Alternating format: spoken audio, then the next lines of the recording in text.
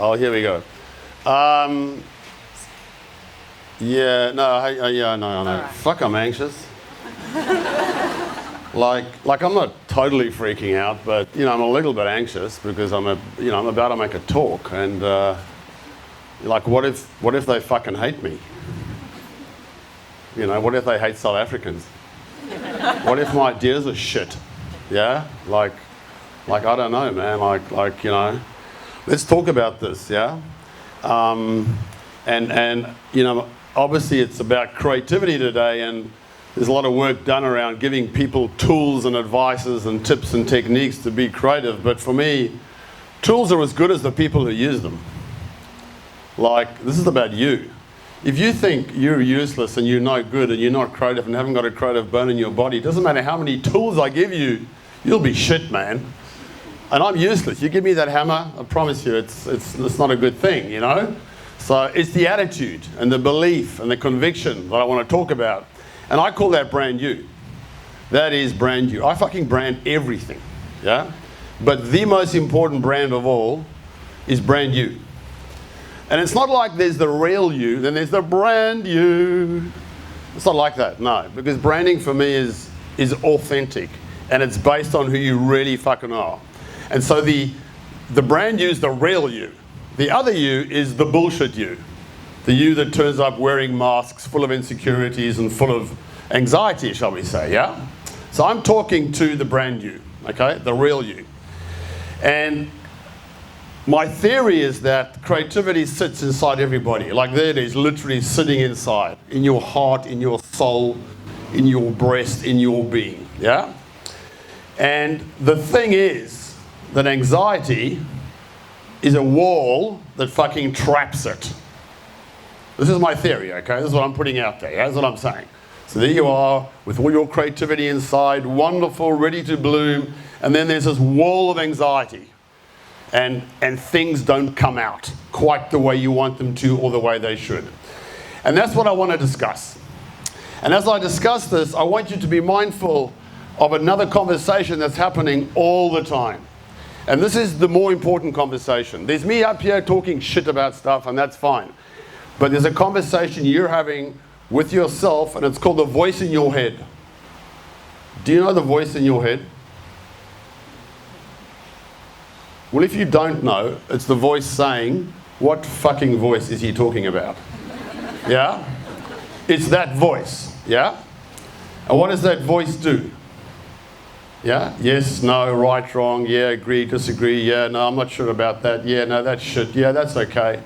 You just look for stuff that feeds and supports your worldview, your ideas and your opinions. So here's the deal. I want you to consider that everything I'm going to say to you this morning is complete and utter bullshit. Like, nothing is true. I'm not pretending it's true. I'm not here to sell you anything. I'm committed to what I'm saying, yeah? But I'm not pretending it's true or real or anything. And what I'm asking you to do is to try it on. So you see that jacket? It's a fucking shit jacket. Yeah? Yeah? But just try it on. Just see. Does it fit? Is it for me? So everything I say, it's not true, it's just bullshit, but just try it on and go, yeah, does this maybe work for me? Like, is my creativity being trapped inside a fucking wall of anxiety? Is that really the case? Suppose it could be. That's all I'm asking you to do. If you do that, you'll get value out of this. Is that cool? Yeah. Okay, that's the deal. So I always like to begin with the end in mind. This is a human journey. It's about you and your creativity, and I love Maslow's hierarchy of needs. Yeah? I love it. Fucking, here we got our physiological and safety needs, and, like if we were living in Syria, I don't know if they have these creative sessions mornings in Syria, they probably don't. No, they do. Do they? Really? Because people in Syria are really just trying to survive and be safe, and you know what I mean? We live in Australia, we're fucking lucky, yeah? Love and belonging. This is a love and belonging event. Fucking esteem. Look at you all, trendy fucking glasses and shirts and shoes. All young fucking hip people hanging out here in the fucking Redfern area. And then there's the thing up top, which is creativity and self-actualization. I put creativity up there. It's like it's up there for me. It's like a high Need. It's not even a want, it's a need, it's a thing. Yeah? So what is self-actualization? Like, what is that? Yeah? So, this isn't Maslow, but I reckon if he was alive today, he'd look like that. Okay? Like a fucking weird shrink. Self-actualization means to become everything that one is capable of becoming. Okay? So let me draw it thus. So here you are.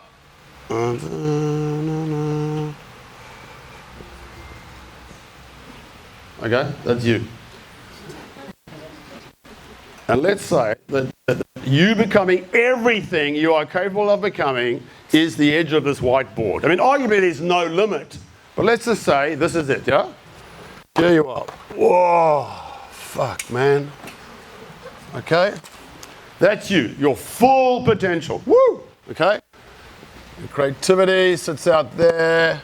And fucking everything sits out there. Okay? So, oh jeez, man, this fucking mic is digging my head in. Where do I put this thing? What do I do? Yeah, okay. Like I speak like this. This is how I speak. Oh, okay. Okay? So that's the deal. So, if that's the thought, the question is, where are you sitting today? Okay?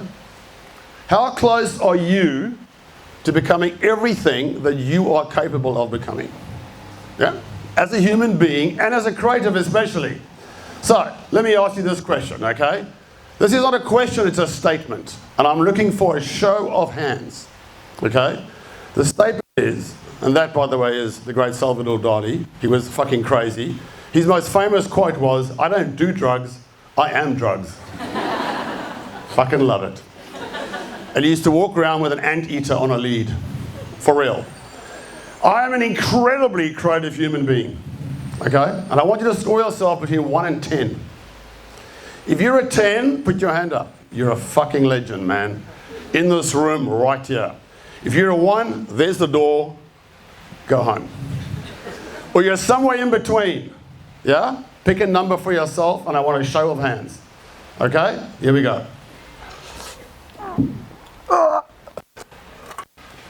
10, 9, 8, 7, 6, 5, 4, 3, 2. Any 10s? Yeah? Ah, he's just leaning. Any 9s? 1 9. Any 8s? 20. 7s? Fuck. So what's that? 50. 6s? About the same. 45. About 10. 4 or less. 2, 3, 4. Okay, 5 people. Okay. Okay, what's the average? Just give me a round number.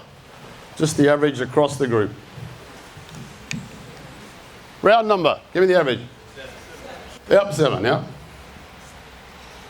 Okay. Okay. You ready for this? Boom. Fucking boom. It's always a 7. Yeah. You know why? Because there's a risk. There's 2 risks when I ask this question. The first risk is you put your hand up and you say you're a 10. What's the risk? What's the risk? You put your hand up in front of all these people and go, yeah, I'm a fucking 10. Being judged. Huh? Being judged. Being judged. You're a dickhead. Pull your head in, buddy. Who's a 10? No one. Who do you think you are anyway? Yeah? You get that? The other risk is you put your hand up and you say I'm a 2 or 3 or... It's a big risk. What's the risk? Fucking fail. You're a loser. Like, really? Is that it? Is it like that's it? So, what do? You gravitate towards the comfort zone. The safety zone. To be a 7. A sea of sameness. Like those little people on the right there. Like, no one remembers who was a 7. I remember who was a 9. It's that guy there with the fucking top hat. Yeah? He put his balls on the line. You know? But here we go. When I come up and brand an organisation or a company, I don't rock up and go, so we're going to brand you and we're going to aim to be a 7 out of 10, man. It's like, no. Okay? This is the comfort zone. Yeah? This place here. Comfort zone. Creativity, by the way, happens out there. It does not fucking happen in the comfort zone. But given a choice, given a situation like this, with all the peer pressure and stuff and group dynamics that goes on, people opt to be a 7. There you sit. Captains of fucking mediocrity. Yeah, you pulled it. You called it. But you know what? You're not a 7. You're a 10. If you believe you're a 10, you'll fucking be a 9, maybe, and maybe even a 10. If you believe you're a 7, you'll probably be a 5. Just fucking believe in it, man. Put it out there. Say, yeah, fuck, I'm a 10. Why not? Everybody is. So let me ask you this and build on this question, okay, or build on this topic. What are the top attributes of a creative human being? Like the fucking things of a creative person. Any role, any industry, any place. The top attributes that make somebody an amazing creative, okay? I want you to shout them out and write them up. Okay. What do you got? Lack of fear. Courage. Open-minded. Sense of humor.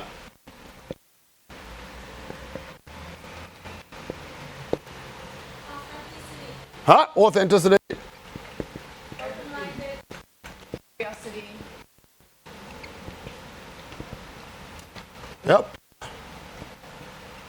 Yep. Sense of self. Huh? Sense of self. Whatever the fuck that means. Willingness to fail. Huh? Willingness to fail. Willing to fail. One more. Imagination. Imagination.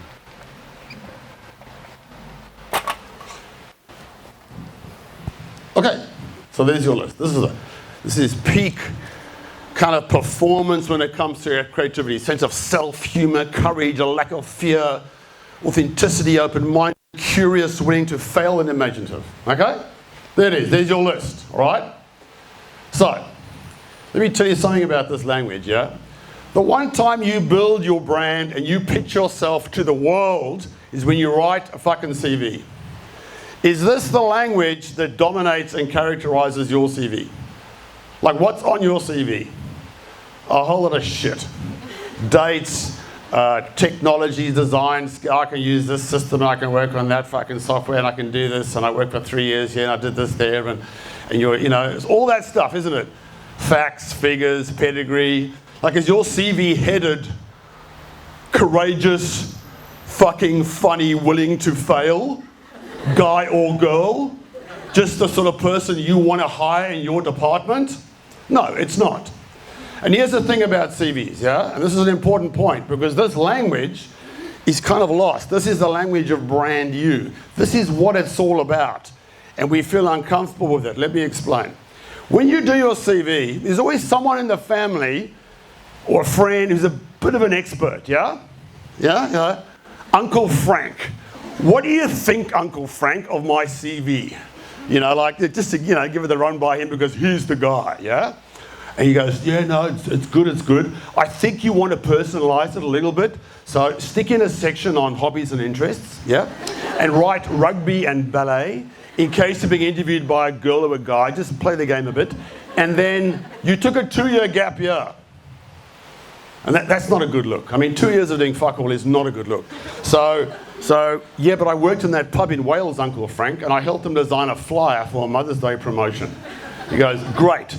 Let's put in there marketing assistant for pub for 6 months in Wales. Yeah, we plugged the gap. Now, instead, what you should put on your CV is, you know what I did in that second year? You know what I did? I traveled Turkey smoking hashish with nomads. Yeah, that's what I fucking did.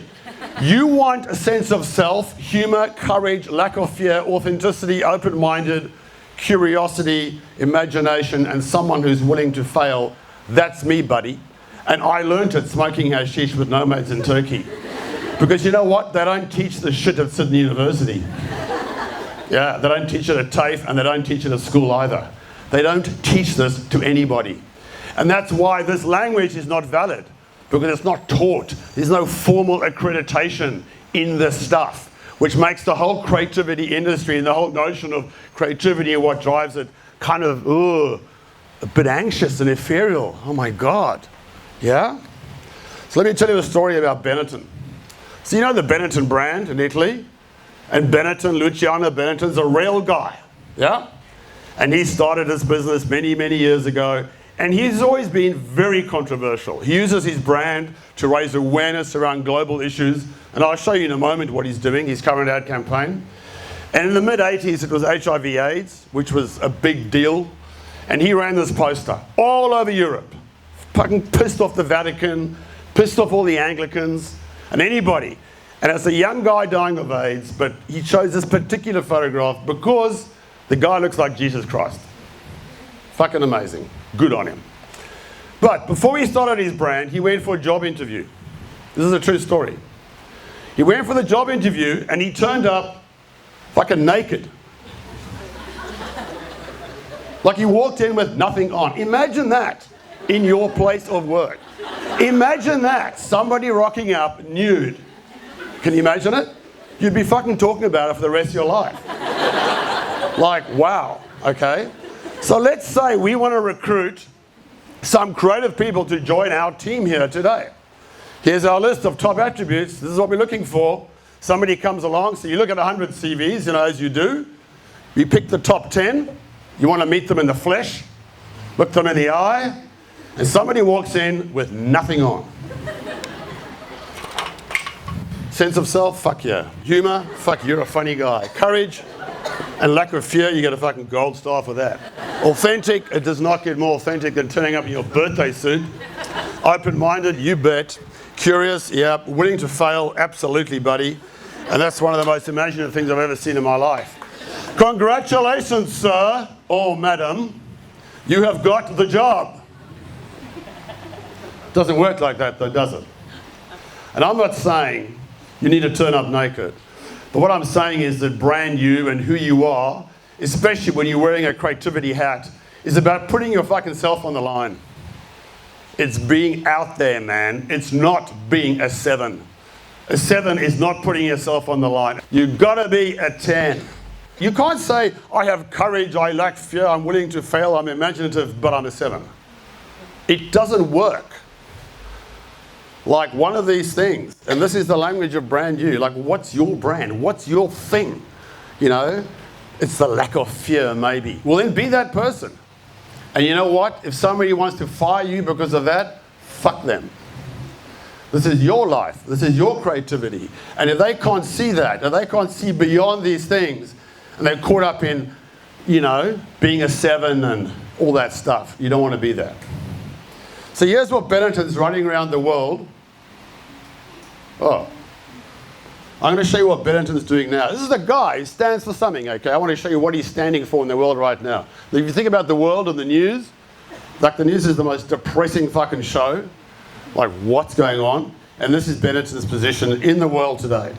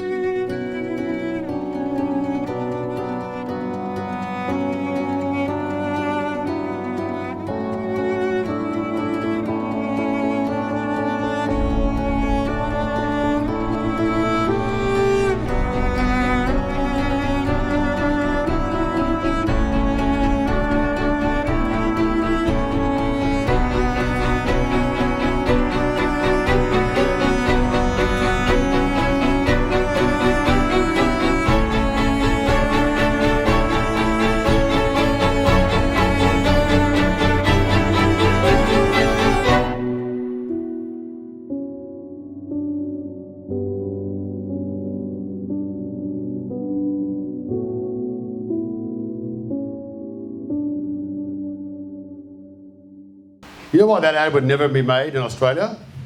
So I'll tell you why. They'll say run it by fucking 10 focus groups, that's why. And some bitch will say, what, are you having Muslim lesbian woman in that ad? You can't do that. That's disgusting. It's going to offend the whole fucking Muslim community of Australia. Yeah, get fucked. And it's that kind of thinking and it's that kind of attitude that makes creativity and brings it down to being bland and to being average and to being a 7. Because that is undiluted. It's beautiful. There is stuff in there that's slightly confronting and a bit jarring and a bit this and a bit that. So what? That's the point, and you really get the message and you feel it. I think that's a great example of uncompromised creativity. There's no anxiety around that fucking where management puts it out there. Are some people going to hate that ad? Absolutely. So what? If you turn up and you stand for yourself and you put yourself out there and say, here I am, I'm a 10, someone's going to hate you. Fact. Right now in this room, somebody out there fucking hates me.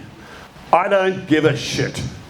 Because I'd rather be being myself and saying what I've got to say than be trying to be a people pleaser and swearing less and being nice and a bit more corporate and wearing a nice collar shirt to please everybody. Because I'm not here to do that. You get that? That's how it works. So, here we are. My comfort zone, which is 7 here. The anxiety. Let's talk, we're going to come to that now. And then the magic, the creativity happens out of there. This, by the way, is a painting by Jackson Pollock. So, here's the $1 million question. This is the big fucking question, yeah? What's holding me back? This thing here, what's fucking holding me back? And I've said to you, it's to do with anxiety, okay? But there's a bit more to it than just that. So I want to take you on a bit of a journey. I want to show you a video, okay? This video, okay, what these guys do is just fucking insane, yeah? Watching them will make you anxious. And I'm not suggesting you do this, but there's a reason why I'm playing it. And halfway through the video, there's a young girl, and she's interviewed, and she says something that, oh, I was really surprised to find this, yeah? So let's pick it up after the video on her point. Is that cool? Yeah, it makes you feel quite anxious, doesn't it, just watching that, yeah? It's like, oh, fuck, man. You guys are anxious? Yeah. What did the girl say in the middle? What was the thing? What was the insight? Yeah, you think people that do that shit aren't scared. They're kind of wired differently and no, bullshit. They are shitting in their pants, man. Full of anxiety, apprehension, and trepidation. Fully. And that's fine. But the point is, and we all have that, don't let that stop you. And they don't let it stop them. And that's why they're living on the fucking edge. So this thing here, try this on. This is the big jacket I want you to try on. Oh, is it that thing that's got you trapped in the comfort zone of life? And creativity is fear. You're fucking afraid. You're afraid because the voice in your head, you know that voice in your head? It's filling you with shit. I'm no good. Oh, this is not me. I can't do it. Oh, they're going to hate me. Oh, they're going to hate. All these fears. Fear that you're going to look bad. Fear that you're going to be judged. Fear that, you know what I'm saying? This is the shit. And of course it's fine to have those fears. And of course you will be judged. But that's other people's problems, not yours. Yeah? This is the thing. Oh, where's my clicker now? I can't do this. It's my back pocket, okay? So, what are some of the fears we have? Well, the first fear is the fear of standing out and being different. There wasn't 1 10 in the room, yeah? That's what a 7 looks like, by the way. There you are, fucking suited up, looking like everybody else. Good on you, guys. What are the other fears? Shout them out, please. What are some of the fears? Self-doubt. Fear of failure. Imposter syndrome. Whoa, that's such a big one, especially in creativity. Like, I'm a fake. You know how many people in your industry feel that way? Like, I'm here, I'm earning all this fucking money, and really, should I be here? I mean, what do I actually do? I can't even explain to my parents what I do, let alone my friends. And like, am I really deserved to? Yeah, it's a massive thing. Others? Ridicule. Ridicule, yeah. Okay, so you guys, here's some of them. Fucking stupid. Fear of being stupid, yeah? Failure, big one. Fear of failure. You see, it's in your head, yeah? This one here, I'm too busy, man. I'm just too busy. It's a great one. I love this thing. Sort of fear of not being busy, fear of missing out. You know when you see people and they go, so, how's work going? Are you busy? Yeah? That's the question, isn't it? Not, are you being creative? No one fucking asks that. Are you busy? And what's the answer? Every time. Oh, fuck yeah. Fuck yeah, man, I'm so busy. What are you busy doing? Oh, just, meetings and emails and lunch and shit, Like, yeah, that's great, isn't it? You know what I mean? Like, why do we have to be busy? I fucking hate being busy. Creativity happens in between thoughts anyway. It happens when you're in the movies and in the bath and having a shit, you know? Like, you don't want to be too busy because there's no room for creativity. There's no room for any of this either. You know that, yet when someone says to you, how are you going? You go, yeah, no, I'm really busy. Don't do that, man, okay? Don't be busy. How many fears will you entertain today? Da, da, da, da. Yeah? This is the thing. We live with these little fears that keep us playing small, and we settle, and it's like that voice in your head that I talked about earlier on. It is a radio station. It is like the Carl and Jackie O on every fucking minute of every day. It's always talking, it never stops, and there's two stations.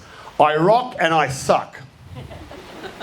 Yeah, and what station is yours tuned into? Fuck, it's I suck. Yeah, because the voice in the head is not a champion for who we are. It doesn't say, yes, I'm a fucking great creative, I'm a 10, I can do this shit. And I might fall on my face, but hey, that's all part of the process, who cares, you know? It doesn't, you know, it's like, oh, am I good enough? Oh yeah, I don't know. It's like it chips away. It chips away. That's anxiety. A voice in your head that chips away and niggles and pulls you down every minute of every day, listening to I suck. Yeah? Welcome to the world where being yourself is not fucking good enough. The biggest anxiety of all. The biggest taboo of all against knowing who you really are. Who are you really? What do you really have to offer? And we wear masks and we hide the shit behind these fears and these insecurities, and the only time we come out, the only time we really pop out, you know, and be true to ourselves is when we've taken MDMA. Oh my God. And you fucking know it and go, yeah, look at you, buddy, you're on fire. And that's fine. I'm not judging that, but try and be like that all the time. Like, what the hell, man? You know what I mean? These inhibitions, these anxieties come here. So here's the thing. This is the other jacket I want you to try on, and this is a very important point to get. The most important agreements you make in your life are the agreements you make with yourself. And you don't even know you fucking made them. Until now. Think about it. What are the agreements you've made about yourself and your life? I'm not fun, I'm not fast, I'm not good, I'm not creative, I'm not brave, I'm not smart, I'm a fucking phony, I'm a fraud. Haven't got enough time, I'm not talented, I'm not creative, I'm not successful, I'm not good looking, I'm not handsome, I'm not macho enough, I'm not fucking pretty enough, I'm not beautiful enough, I'm not interesting enough. Like, you know, all those agreements that you make, they're not true. Like, there's no book that says this is it. You made that shit up. And you made some of it up when you were a kid. You know, maybe there was a teacher that gave you a bad day when you flunked a test and said, God, you're the most stupid kid I've ever taught. So you decided then, yep, I'm stupid. And you still live with that today, you know. And so the fact that that's an agreement you've got with yourself, I'm stupid, is a massive inhibitor. There's a price. When you're sitting at the table and you've got a fucking great idea, do you offer it to the room? No. Oh no. No, I'm stupid. People are going to judge me. So you keep quiet and you say nothing. And then you share it with your mates in the pub afterwards. And you feel like a fail. Why didn't I fucking say it in the meeting room? And that's why. That's why. And it happens every fucking day. All the time. And eventually that becomes who you are. And I'm here today in 30 minutes to try and get you to fucking shift that. And you know what? That's true. So try the jacket on. If it fits and you go, yep, there's some truth in that, take that away with you, okay? So there it is. My comfort zone, the anxiety, and my agreements. Yeah? So it's really the agreements. Fear, anxiety, and the agreements that you make with yourself that come out of that. And it all happens up here in your head.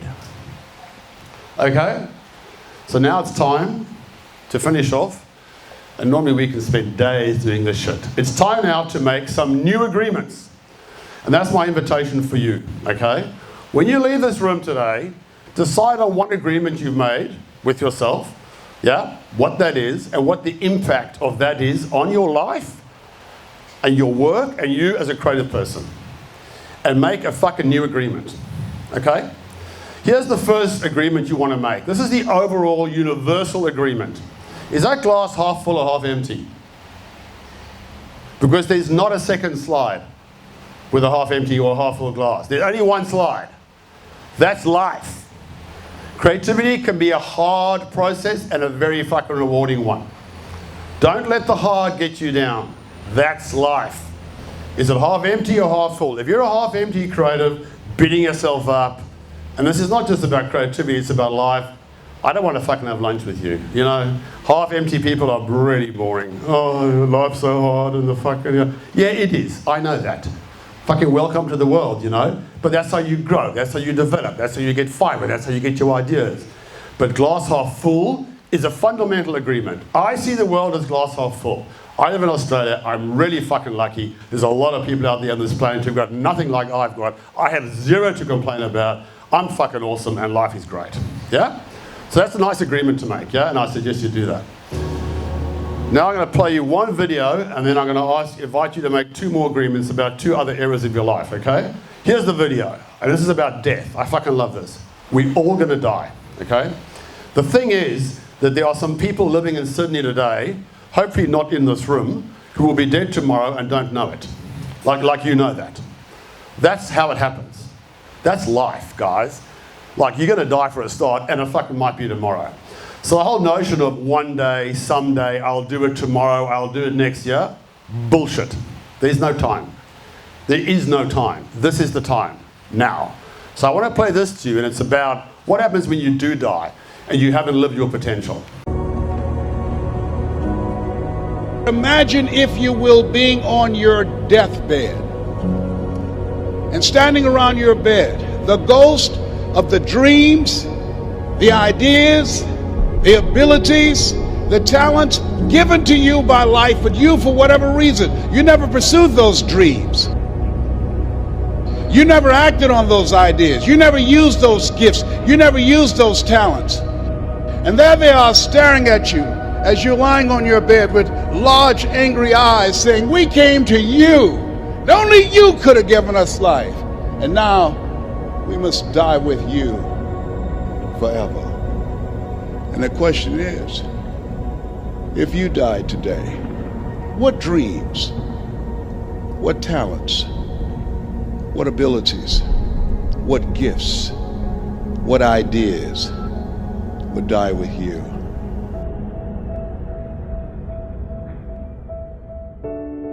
Boom. That's part of the show, by the way. It's a fucking anxiety thing, yeah?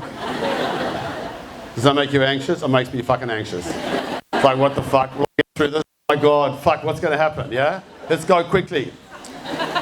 You know this quote? Dr. Seuss, "Today you are you, it's truer than true. There's no one alive who's youer than you." Fucking the great truth, the universal, this is it. Do you think he wrote this for 5-year-olds? Do you really think a 5-year-old kid needs to be told this? They fucking don't, do they? It's us. You grow up, you go to school, you go to uni, you go through the system. That's where you lose all this shit. You lose that sense of you. Yeah? Kids have it all the time. And if you don't know, if you've forgotten, go watch them playing in a fucking kindergarten at lunchtime. Be careful though. But watch them. They are random human beings, man. Like, that was you at one point.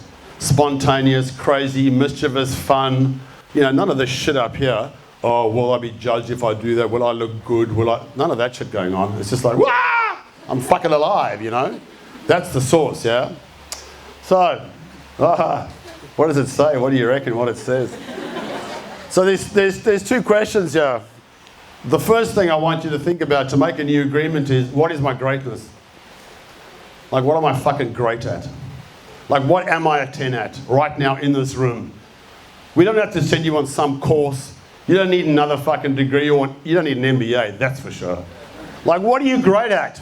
And if you don't know, because you might not be sure, you might say something like, "Oh yeah, I'm really humble and modest." Fucking boring, man. And some people are, and that's okay. Ask your friends, ask your partner, ask your family, say, "Hey, what? Tell me. And own that shit. And go, "You know what? That's who I am." And people will say things to you that you haven't even thought about and go, "Really?" And they go, "Yeah, fuck, man. You're that guy. You're that girl." Like, yeah, you go, "Oh, shit. Take that on." That's the one thing you want to take out of this, yeah? What is my greatness? And make that agreement. And here's the other one. Coming back to brand you. What do I stand for?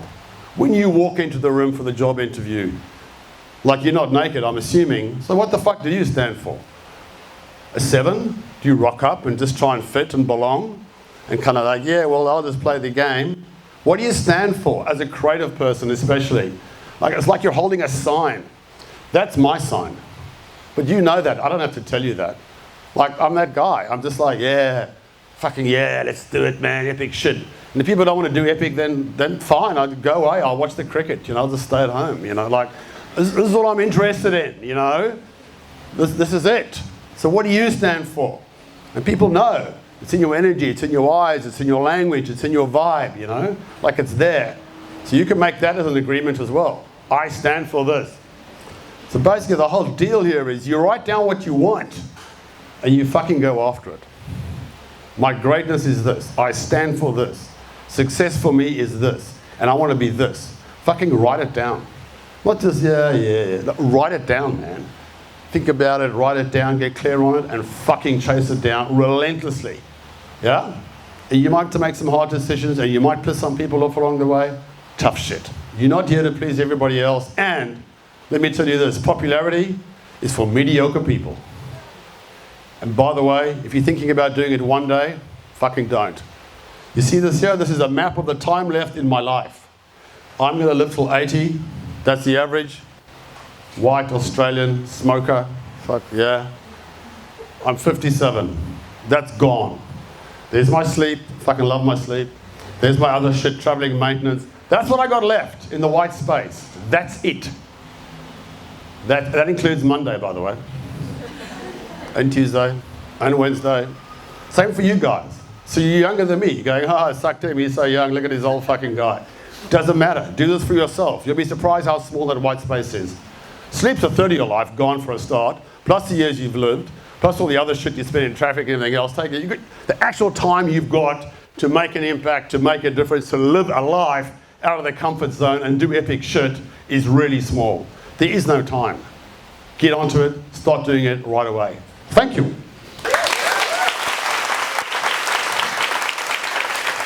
What is the epic shit I'm currently doing?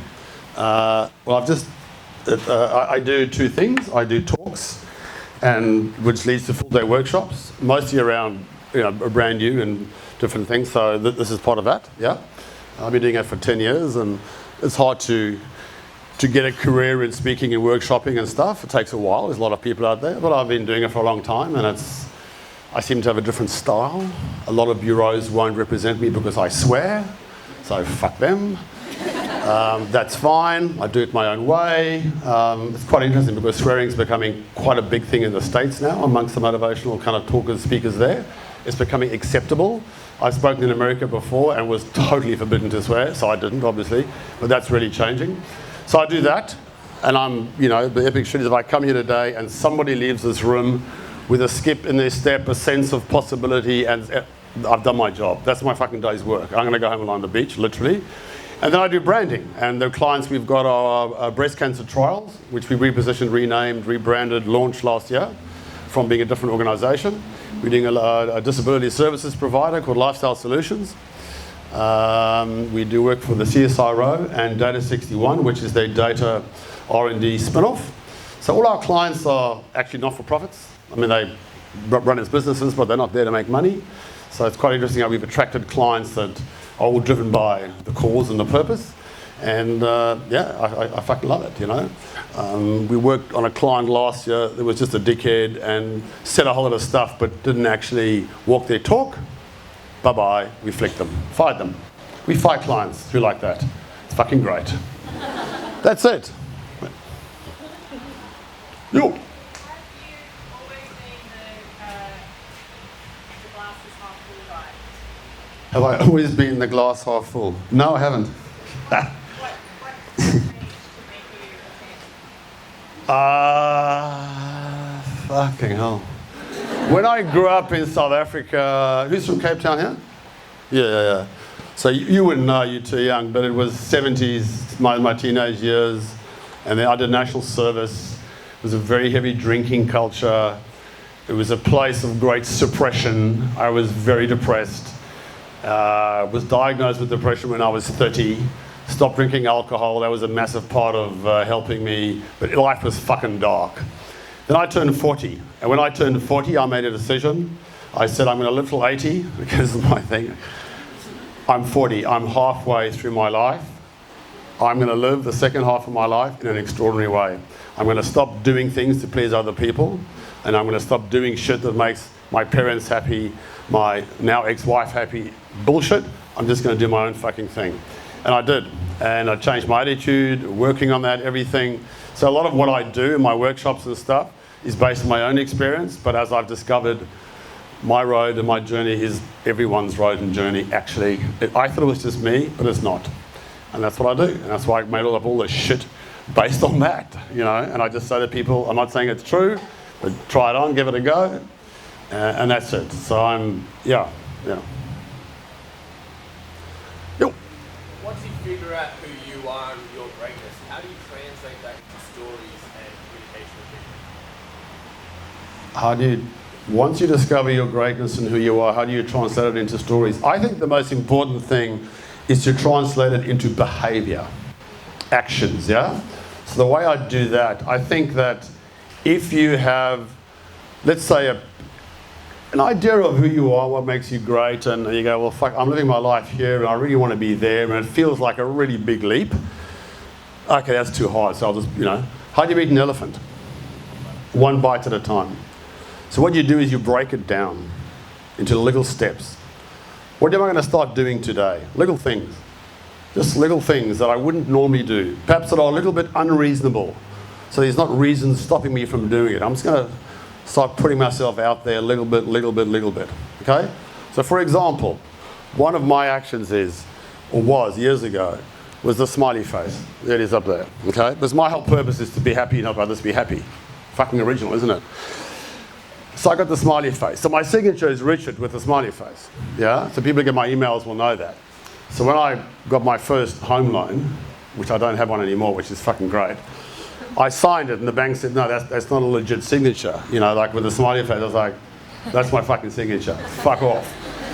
And then with my kids, I'd sign the homework book. And when they were in prep school, it was like, oh, that's so cute and nice. But when they become teenagers, they were like, oh, Dad, can you not do that fucking corny signing thing with a smiley face? I'm like, fuck off, man, that's my signature. But then when you go to parent-teacher night, the teachers are like, oh, you're the dad, oh, we love that. You know what I'm saying? And if I go into company rooms or boardrooms, I leave smiley faces everywhere. That's what I do. It's one of my little actions. It's a little thing, but it's one of the things I do, I will graffiti it as well. So I'll happily break the law to put my smiley face up. Fucking anything. I'd rather see a smiley face on the wall than a fucking Coke sign on the cross, to be honest. Yo. Have you ever worked as a freelancer by yourself, and do you have any advice working by yourself on self-doubt and anxiety, getting inspiration? Oh. Where do you get inspiration when you work for yourself? Well, it's lonely, isn't it? Like, who do you work with? You've got to hang around people that inspire you. Like, I've worked for myself, but never from home. You've got to work in an office environment. Like, I work in a place in Surrey Hills now. It's a shared community space. There's lots of that. You just need a desk, There's a guy called Cole. I was telling the illustrator earlier on. He's a cartoonist as well, an illustrator. He's quite an old guy now. Was a designer in London, and he's fucking funny. And wherever I go, Cole goes. He never pays rent, but he just works out of my space because he fucking makes my day great. He inspires me, he makes me laugh, and Cole's a part of my life, And if I just had Nick, who's my business partner, who's a very dry pom, I'd fucking die. You know what I mean? And the freelancers he hires are even drier than him. It's just like a fucking desert in there, So thank God for Cole, It's that. It's people, man. You need people. People, interact with people, meet them, have them around, have groupies, get them in, do it like that. It's really important. And people that inspire you and excite you, Because I have this metaphor, like how does the man who drives the snowplow get to the snowplow? Which is a VW ad from DDB in the mid-60s. So I'm the snowplow driver, here I am driving who fucking jigs me up? Who fucking excites me and makes me think differently and challenges me on my shit? You know what I mean? Cole does that. And there's another guy as well who really does it, but I need to bring him back into my world. I've been sort of reaching out to him recently, actually. Yeah, I think that's the key. Look, two more. Okay, you go. Yeah. Sorry? I'm going to ask you 10, 20 years into the future. Yeah. You touched on space. way the world's going at the moment and our issues with phones, etc., we seem to fill all our spaces. We Yeah. used to do that. And Yeah. fill all our spaces. What do you think the impact in 10, 20 years is going to be? Oh, the impact of space, 10, 20 years from now. Yeah, I think it's actually time. All you've got is time. Like I show you the time map, that's it. All you fucking got is time.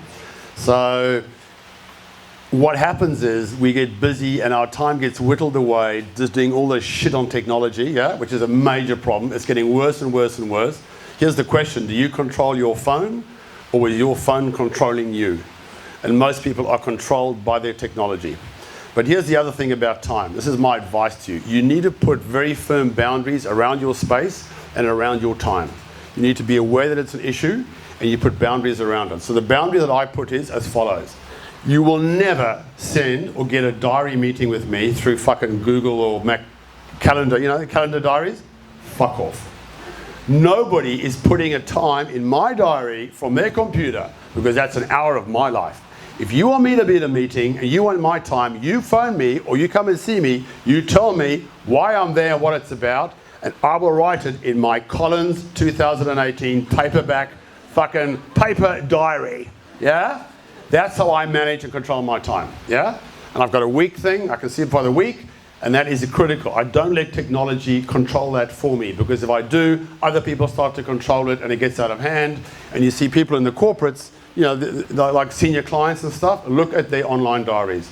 They literally might have half an hour free in a week. I'm not kidding. Like every fucking slot is filled. And if the meeting's at 11:30, there's a slot from 11:15 to 11:30 to get to the meeting for a fucking taxi. You know what I'm saying? Man, that is crazy. Okay, you know what So I reckon that's the key. You've got to control your space and your time and take lots of leave. I think what we need to have in Australia, I don't know, I think some companies do it, is you can buy more leave from work. Buy another week. Take it off your salary, it's fucking worth it. It's so worth it, man. Buy another week or 10 days. My son works in London and that's what he does. In London they allow you, he gets 34 days leave a year. He just buys more. And he does shit all the time and he's recharging all the time and refreshing and his time, it's his thing, That's really important as well. That's the other thing to do. You've got to take control of it though. People complain and go, oh yeah, they're making me work so late and they make me do this and they make me answer my phone at home. And no, they don't do any of that. You fucking allow that to happen. Set your boundaries. Be clear on what it is you want and that's it. Boom. If the company doesn't like it, fucking tough shit. Okay, last one, yeah. Do you think that gender dynamics has any impact on how we kind of become the best that we can be? And do you have any kind of thoughts about how women tackle that differently from men? To gender dynamics. Oh, fuck. I get really nervous about this gender thing, fuck, man. I got a daughter, Sophie, who someone here knows, and she's like fully into that, and I always put my foot in it to say the wrong thing. And I get into such fucking trouble from her. But I sort of don't, actually. I have this, it's male or woman, it doesn't make a difference to me. It's my view. I mean, there are, I think the kind of anxieties that women have, like I know one of the biggest, quite a surface anxiety, but one of the biggest anxieties that women have, and it's beautifully dramatized through the very famous Dove campaign, is that I'm not beautiful. And most women believe that. Like 95% of women believe that. And if you go around with a view thinking you're not beautiful, the impact of that on your work, your life, everything is massive. So Dove have got a beautiful spot that impacts on that. For guys, it's different, For guys, it's all about being fucking macho, and cowboys don't cry, and this is what it's all about. So the whole notion of masculinity is different, obviously. But it's those stereotypes, so they impact in the same, the impact is the same, but just in different ways. That's the only thing. And I find that with my work that I do, is that the most responsive audience to my work are females are more responsive to my messages and my work than guys are. I know that. I know it through who follows me, who tracks me, I know that. That's because guys have got more of a, what's this fucking shit, man? You know what I mean? So for me, the real challenge is to kind of get through to guys. Just be normal, be real, talk like blokey, and just swear a bit and go, hey, come on. It's kind of self-help, but I'm not here with a fucking Anthony Robbins thing. I'm just trying to make it accessible especially to men. Because I think men have a, historically more of an issue kind of opening up and seeing stuff like that. That's the only thing. But at the heart of it and the core of it, it's the same, I believe. Okay. Bye, y'all.